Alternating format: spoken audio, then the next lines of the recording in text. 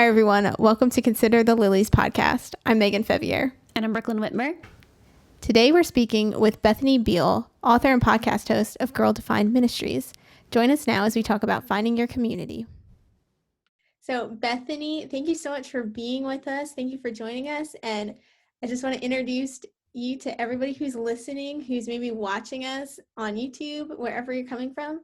So, thank you guys so much for watching, for joining in. We have Bethany Beal from Girl Defined. And if you don't know what Girl Defined is, it's an incredible ministry targeted to young women, young ladies, to encourage and empower them in their calling and in their purpose. And Bethany, you are from Texas. Yes. Which is incredible. And we heard this incredible fun fact that, is it true that you are 6 feet tall, or that you have people in your family that are 6 feet tall? Because we are both really short at 5'2". So that just blows our mind. Yeah. So everything really is bigger in Texas. I come from a family, there's 10 like direct people. So my parents, 8 of us siblings, and everyone but 2 are above 6 feet. And then all the people who have married in are above 6 feet. So I'm 6'1". So we are like a foot apart, y'all. Like in different parts of the atmosphere. Yeah, we're kind of like giants. Whenever we go to, like, especially when, we were all living at home, whenever we would go to church all together as a family, we literally would have to sit in the back because people behind us could not see in front of us. And some people would even get mad at church. They would get mad because they couldn't see around us. So I'm like, I shouldn't have to feel guilty about the height God made me in church. I'm sorry. I've never heard something like that. That is so funny, but also, wow, like over 6 foot. That's insane. So can I ask you, like, applying to this, do you find yourself okay with wearing heels and stuff? Like, are you like that girl that's like, hey, I'm confident in this height, I'm going to wear these heels? It's interesting. So I'm 33 now and I'm married, but if you had asked me that like 10 years ago, I would have told you absolutely not. And I'm already so tall, so I am definitely going to marry someone taller than me, and I will wear like shoes that hopefully make me shorter, but crazy how God works. He really like worked in my heart to help me feel, I guess, like confident in the way that he designed me. He didn't make a mistake. He didn't make me like, oh no, Bethany 6'1", whoops, that wasn't supposed to happen. He knew I would be really tall. And I just realized, like, what if a really great guy came along that was shorter than me? So crazy. My husband is about 1.5 to 2 inches shorter than me. And I'll wear like maybe 1 inch to 2 inches of a heel. Mostly because I didn't really wear them growing up. So I looked really awkward walking in heels. It's like, I look like a flamingo, like a baby flamingo or something. So I'm like, but yeah, so it's cool that God can really, change your heart. And it's not like, oh, I'm so confident now. It's like, what does it matter? What does it matter what people think about me? And my husband thinks I'm awesome. So it's like, who cares? Totally, girl, just rock those shoes. I love this for real. So to walk into our conversation, I have a quick question for you. What inspires, or what has been inspiring you this week, this season? That could be a song, Bible verse, quote, whatever. And yeah. Hear from you on that. Yeah, I actually started a really cool mentoring relationship with this godly older woman we've probably met about 6 times now. And I got connected with her through this really cool website, and I had never met her before. So we kind of started this relationship, and she's just been really challenging me to, I can't even think of the reference, but it's the passage. I think it's in somewhere, maybe 2 Corinthians. It talks about whatever you do, make it your aim to please the Lord. So when you wake up, like, okay, today I'm going to make it my aim to please the Lord. And that's been really convicting for me, being in a season where I am, I have a 2-year-old son now. And a lot of my days are, like, trying to figure out, okay, how do I manage Girl Defined Ministries with being a mom as a huge priority, and being a wife? And some days I would get to the end of the day and just feel like, okay, I didn't do anything. Like I'm not like feeling valuable. What did I do? I just, was like wiping noses all day and, wiping dirty diapers. Like what, I need to make an impact, And so she's been challenging me like, no, what has God put before you?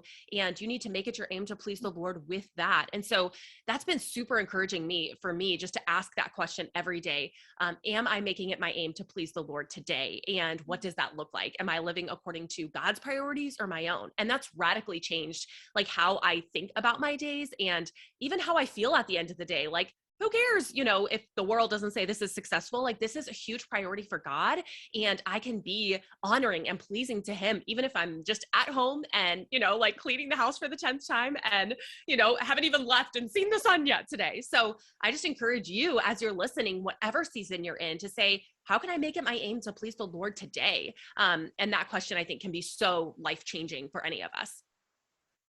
Yes, that's such a good refocus. I really like that you said that. Like, that's the first thing you want to aim at. Like, Lord, just show me what you want me to do for today. Yes. And like you said, sometimes those small things, like you said, like you're with your son and you're at home, you feel like, what am I doing with my life? But really, at the end of the day, you're raising a kingdom worker that will one day get to influence somebody else in their lives, and maybe one day will go on to do greater things. And so you're really doing an awesome work at home where you're at, so nothing is wasted, as they say. It's so true. Well, and I didn't get married till I was 30. So I was in the single stage. For me, it was about a decade longer than I wanted it to be, but it's just amazing how the enemy likes to come in and plant those lies in your mind, no matter what season you're in. So as a single, it was like, God, but I could just serve you so much better and please you so much more if I were married with a toddler. And now I have that dream, like, wow, I'm married and my husband's awesome. And I love my son, Davey, but still have that same temptation to say, well, I'd really be making an impact if I could spend more time, writing books or posting things on social media to encourage other girls or mentoring other women, and it's like the lies come back. And if we're not centered on scripture and asking ourselves like, okay, why am I here? What is my purpose? And how can I best do that today? We buy into those lies. So I did that as a single woman, Erin, and as a married woman. And, having a godly mentor in my life has really helped me and challenged me, just to point out those blind spots, because I'm like, no, I'm still struggling with this. Sometimes when people call you out on things, yes. But that's the best thing too, because they're coming from a place of intentional work. Like, they're coming into your life wanting you to succeed in the calling that God has for you. So that's so really true. Cool that you get to have that in your life. So I'm very grateful. Yeah, that's awesome, for real. So yeah, how do you feel that, like, so you have like this mentorship that's kind of been growing over the past couple weeks. How do you feel that that's kind of helped you center yourself in a community of just believers and just kind of grow yourself and maybe even grow other relationships? Yeah, it's been interesting because, 8 years ago, I was completely single, and I started Girl Defined Ministries, which is the ministry that I run with my sister, Kristen. And it was in that season, like, oh, wow, this is so amazing. Like, maybe this is why God has me single, because I'm supposed to, invest all this time and, run this YouTube channel and this podcast and write these books and all of that. And I think I found a lot of my identity in that. And in some ways, even neglected community a little bit, because I'm like, oh, I do these are the big things. This is the stuff that really makes a difference, and I think I bought into some of those lies, that I needed to do stuff that was away from my city, away from my home. And that's where the really big stuff is. And so all these years later, meeting with this mentor, she's been challenging me like, okay, look at the family that God has put you in. Look at the church that God has put you in. You don't have to be on the front of the stage or, leading the group or, doing these, in your mind, these big things. You can just look at the people right next to you and say, who is the community that God has given me, and how can I invest into those relationships? So for me, it's really challenged me, one, to look at the people in my very home. And that's something, if you're single, married, you can do. You can look and say, okay, am I still living at home? My siblings, my parents, how am I building community with them? Because that's valuable. We're all made in the image of God, and we can build relationships and invest in the people that are directly near us. And I think so often, especially, I remember I did this as a single, it's like, my siblings, are you kidding? Like, if I'm going to really make an impact, I need to reach someone that's not my sibling. And I have been so challenged over the years to really like rethink that. Like, why do I think investing in my sister, or now for me, why do I think investing in my son is so much less valuable than if I invested in somebody else's sibling or somebody else's son? It's like, it doesn't make any sense, but we buy into these lies. And so for me, in this current stage right now, literally at 33 years old now, past the single stage, now married, I'm still struggling with that and saying, okay, am I looking to something different, something that I feel like, oh, well, that will be more satisfying. So I have been really striving to prioritize not only the community God's put under my roof. And so do that first. Look who has God put under your roof. Maybe it's roommates, maybe it's your family. Say, how am I building community there? How am I building relationships there, even if it's hard? And then look outward. Like, am I plugged into a local church? Am I actually like involved, or am I just showing up and like, oh, people need to pour into me, but I'm not striving to build relationships at all? And so, it was actually yesterday, I planned, for me, it was a little park meetup with other moms and their kids. And I haven't, even though I have a 2-year-old, like I haven't really done that, because I'm like, I need to build community in different ways and bigger ways. And I'm like, no, I need to look at the people God has put around me and strive to encourage and build relationships right there. So my mentor has really been challenging me in that. Like, don't look for bigger and better and greater. Look for the people that God has put directly around you, and you take the step towards them. You take the effort to invest into them, and then say, God, you used me to love them, to bless them. And in return, I know I'm going to be encouraged and challenged and blessed. So that's my big challenge for today, is like, look at the people closest to you and strive to build community with them. And this is challenging to me right now. It's like, oh no, so I really, really encourage you, look at the people right around you and start there before going outward. I love that you addressed that, because I personally feel like that's been something that God's put on my heart too. The community around you and your life, how important that is, what you said, to just plug into them, because they need encouragement just as much as somebody outside of your circles that you haven't maybe met before. Maybe you have, but haven't had a relationship yet. But I totally agree. I feel like God's been put on my heart as well, just to plug in and encourage, and just also be able to receive encouragement from the close loved ones that you have. And sometimes sometimes you're not going to always be like, siblings, whatever that is, like, have some friction, whatever, in some situations, and that happens. Yes. But what is there is love, and that's that mutual love that will stay.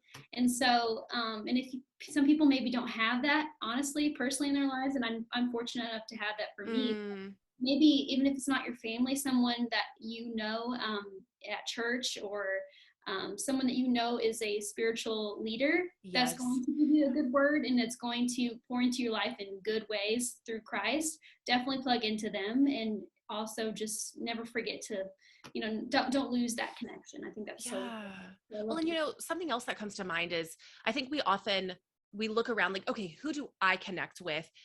Where's that girl that I feel like I just really get along with? And I think when we approach relationships and community with that kind of, and in some ways it is kind of like a selfish mindset of like, what can they do for me? We might miss some beautiful friendships that we might not naturally click with that person right away, but if we put the effort in, we might actually build an incredible friendship. And so several years ago, when I was, probably in my early 20s, there was a girl that I had gone to church with, and we were in the same church, but our paths didn't really cross. We were pretty different. Like, I would say naturally, we didn't have the same interests, anything like that. But she was going through a really hard breakup, and I had gone through one as well. And so out of nowhere, I get this call from her, and she decided that she needed someone to talk to. And she was like, I know Bethany's gone through a breakup. I don't know at this point anyone else who has, so I just need a friend to talk to. So she called me and literally is like, we don't hardly know each other. She's crying. She's pouring out her heart to me. And I'm like, okay, so we meet up. And I'm telling you, like, her willingness to take a step towards me. And even though we didn't really know each other, and be vulnerable and open, knowing that I had gone through a similar experience, it was amazing. And we started meeting together on a regular basis, like weekly, to get coffee and talk about life and just encourage each other spiritually. And as much as we naturally may have not connected in the beginning, we've worked at our relationship over the years, and we have really seen past like our differences. And we've said, wow, like, we both love the Lord. We both want to encourage the other. We both want to be there for the other. And all these years later, she is now like one of my bestest friends in the whole world. And she got married many years before I did, but we still maintain that relationship even in different seasons.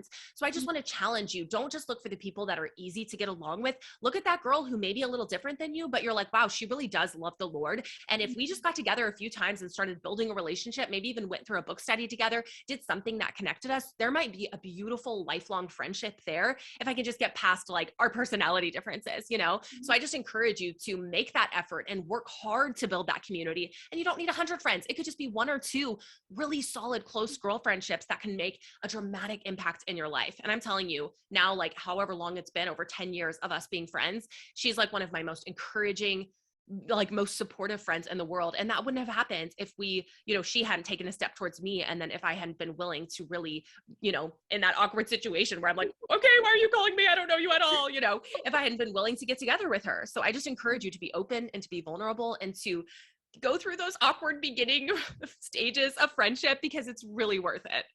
Yeah, that is awesome that you said that, because I do agree. I feel like we kind of gravitate toward those that we feel like we could connect with. And like you said, the difference is honestly though, what can make us stronger. Maybe for the other person, like they have a strength that we don't have, and we can learn from them, we can grow out of that. And so it's just what you said, that's so cool that you could connect with somebody that maybe is, but the love of the Lord is there. And so what you said, you worked on it, it cultivated into something so beautiful. And now like here you are and just like have this strong friendship. And I think that's awesome that you addressed that. I love it. Mm-hmm. Yeah, I think that's completely incredible. I know like for me, I recently, about a year ago, moved to Nashville, and completely new place, completely new people, knew hardly anybody. Wow. And I was like, okay, I got to plug in somewhere. But every part of like the introverted side of me was like, okay, I don't want to talk to anybody. Nobody talk to me. I just want to stay home. But I ended up like going to church one Sunday, and I was like, okay, plug in to community group, like got to do something. And I plugged into this community group, and all of these girls were like super, super different backgrounds. We all like come from all over the country, and we go to Church of the City in Franklin.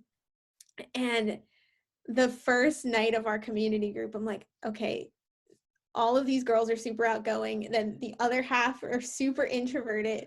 I'm like, this is so interesting because we all don't know each other, but we're all connecting on different levels. Like this girl can connect with this girl because they both have the same like favorite color, or they both went to the same college.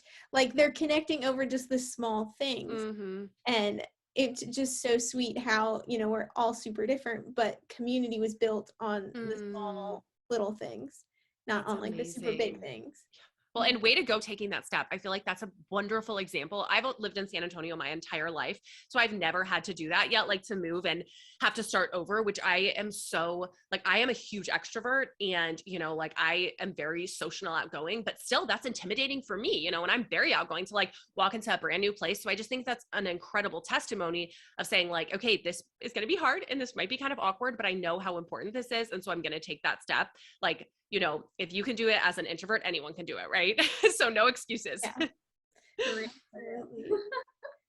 What would you say to somebody who's just like trying to find community? Maybe there's somebody listening right now who honestly, like they have no community built around them, or they're just simply searching for someone or some group to plug into. What first step should they take? That's such a hard place to be.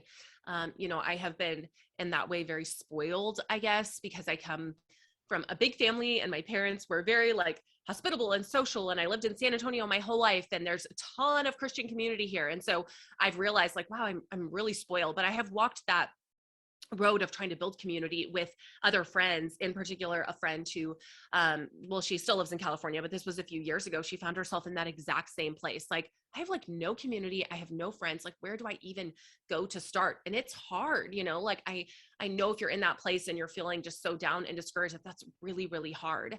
So I just want to encourage you to know, like, God understands, he designed community, but he also knows that relationships are difficult. So I think first and foremost, taking that desire to him and letting him know, like, God, I would love to have, even if it's just one or two like close girlfriends, or maybe I'm single and I'd love to meet someone, but right now it feels like the desert, and I don't see anyone. Like, please help me to know where to go to actually meet people.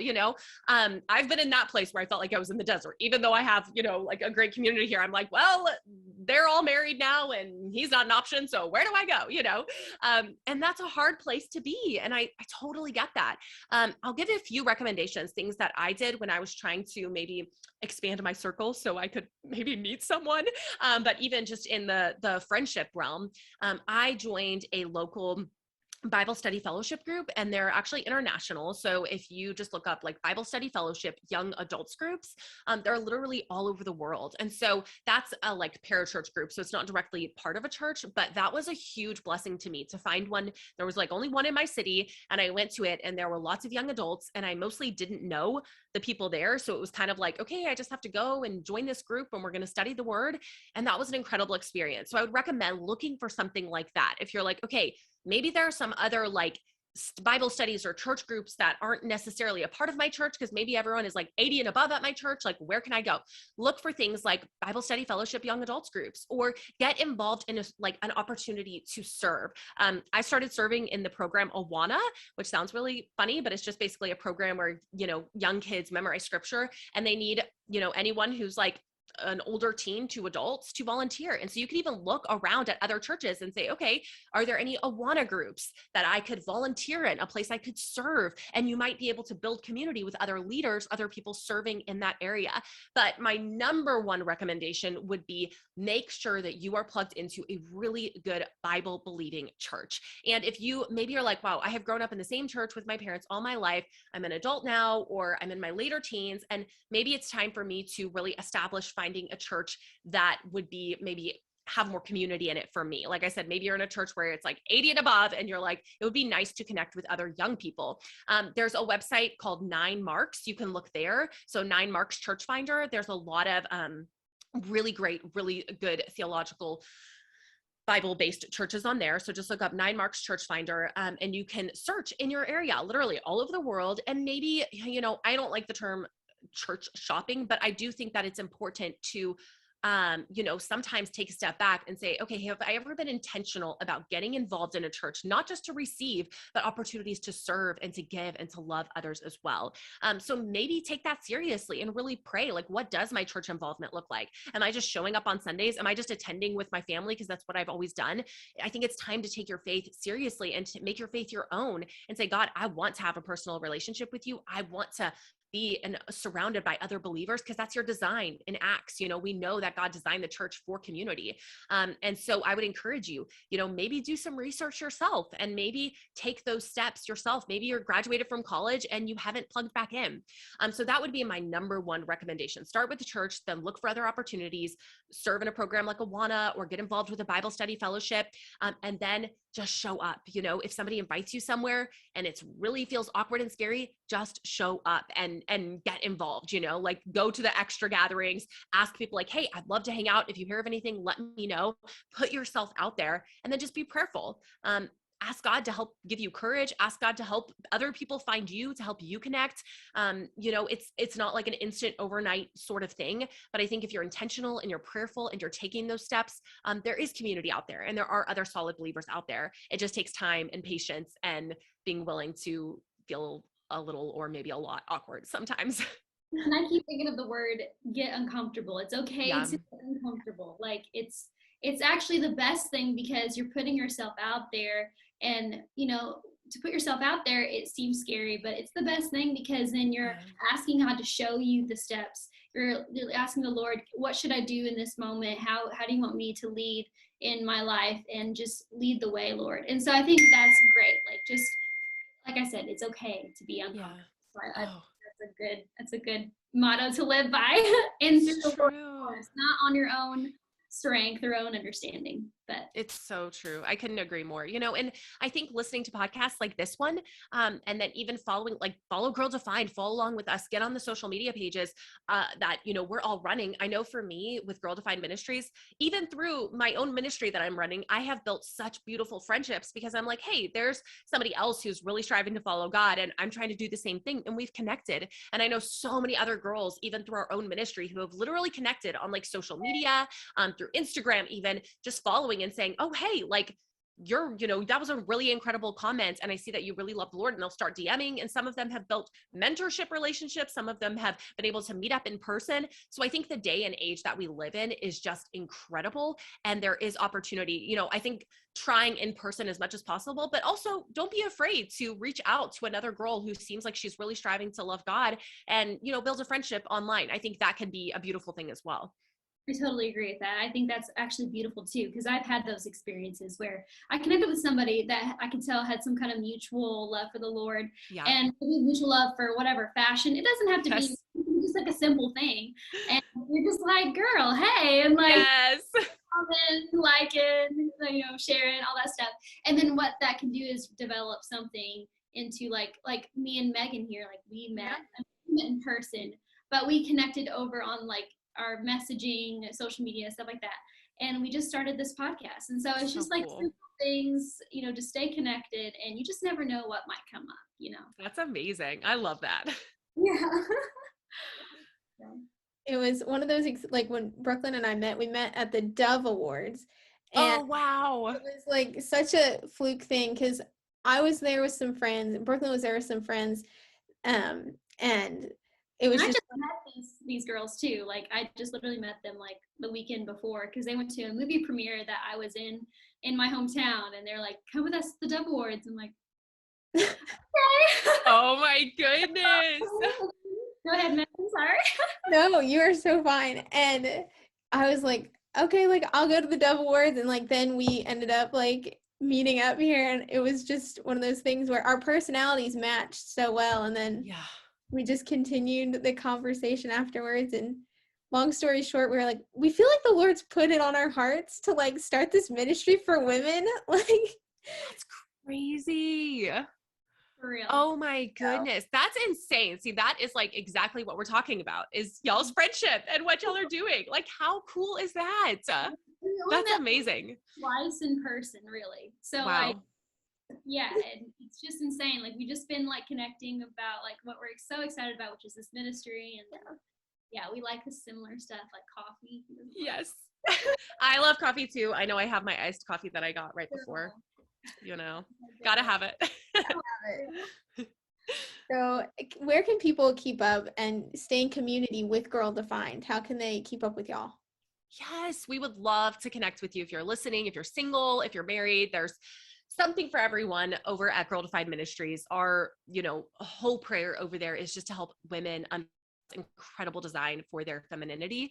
And we talk about everything in regards to that, from, relationships to our sexuality to just life seasons. So we would love to encourage you. And you can go to our website, girldefined.com, or just hop on over to our YouTube channel at Girl Defined, or our podcast, The Girl Defined Show. Just look up Girl Defined and you'll find us. And we would love to link arms with you and just encourage you exactly like the two of you are doing. So it would just be an honor to get to continue investing.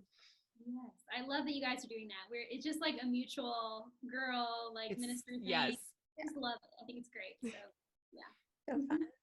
Well, thank you so much, Bethany, for hanging out with us today. We've had so much fun getting to know you and your ministry, and we hope to do more with you in the future and link arms together. That would be awesome. Thank y'all so much for having me. It's been such a blast. Yeah.